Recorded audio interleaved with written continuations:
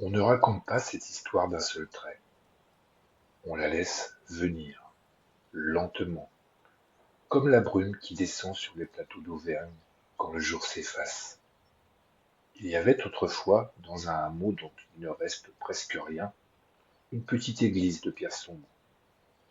Elle n'avait rien d'imposant, pas de clocher dressé vers le ciel, pas de grande porte sculptée, juste des murs épais, fatigués par les hivers.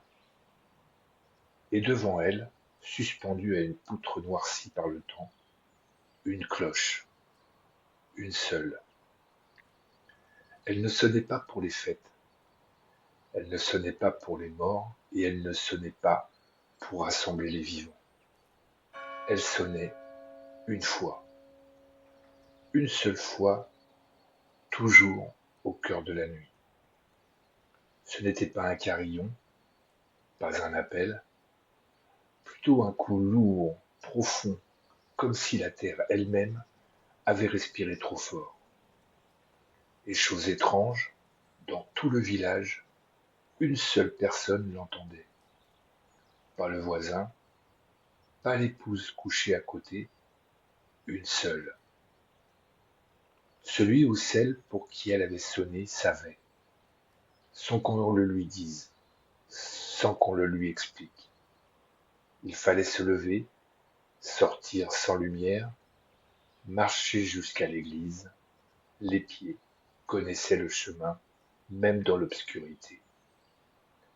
Certains ne revenaient pas. Alors, on fouillait les bois au matin. On appelait, on scrutait les ravins.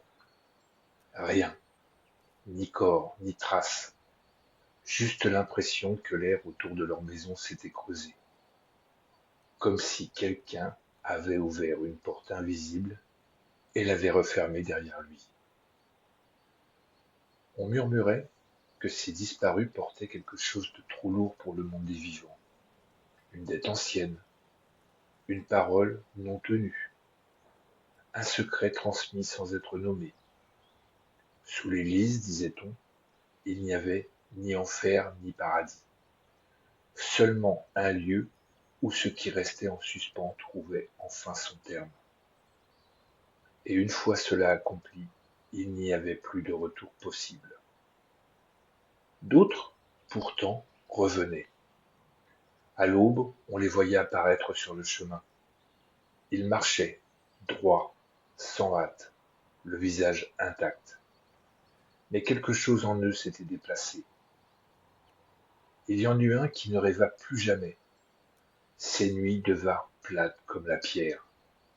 Il parlait encore, grillait parfois, travaillait comme avant. Mais son regard ne s'attardait plus nulle part, comme si une voix intérieure s'était tue pour debout. Il y eut Mathieu aussi. Lui avait décidé de ne pas répondre. Quand le coup unique résonna dans sa chambre, il resta couché.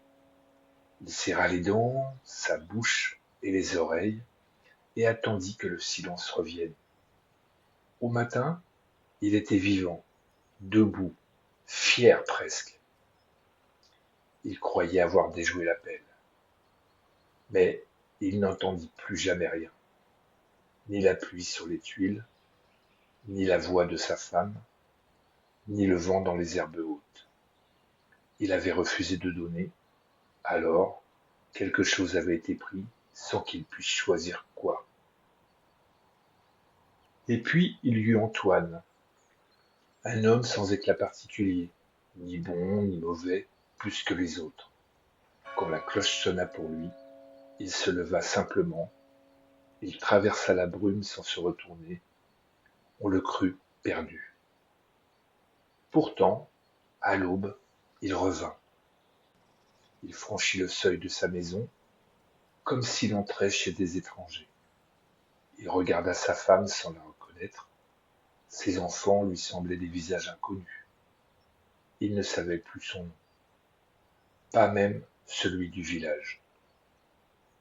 Et pourtant, il savait encore travailler la terre. Il savait tenir une bêche, guider un attelage, suivre les chemins des collines.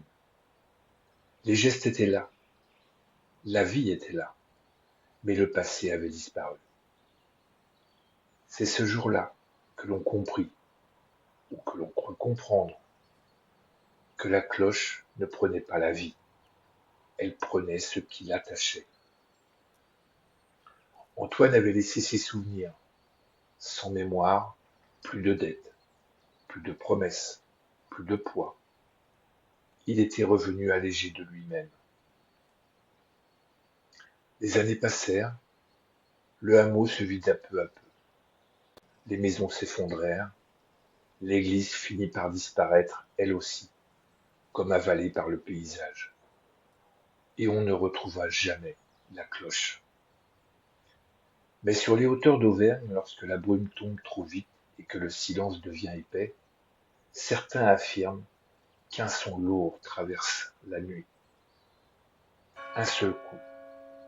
Et celui qui l'entend comprend aussitôt que la question n'est pas de savoir s'il doit y aller. La seule question est autre. Qu'est-il prêt à laisser derrière lui? Parce qu'au fond, la cloche ne choisit pas au hasard. Elle ne juge pas. Elle ne punit pas. Elle rétablit l'équilibre. Et chacun, un jour ou l'autre, porte quelque chose de trop lourd pour être gardé. Alors si, par hasard, dans le calme d'une nuit d'hiver, vous percevez un son unique qui ne ressemble à aucun autre, ne cherchez pas d'où il vient. Demandez-vous seulement ce que vous ne pouvez plus porter. Et écoutez bien, s'il ne sonne qu'une fois, c'est qu'il n'a besoin d'appeler qu'un seul vivant.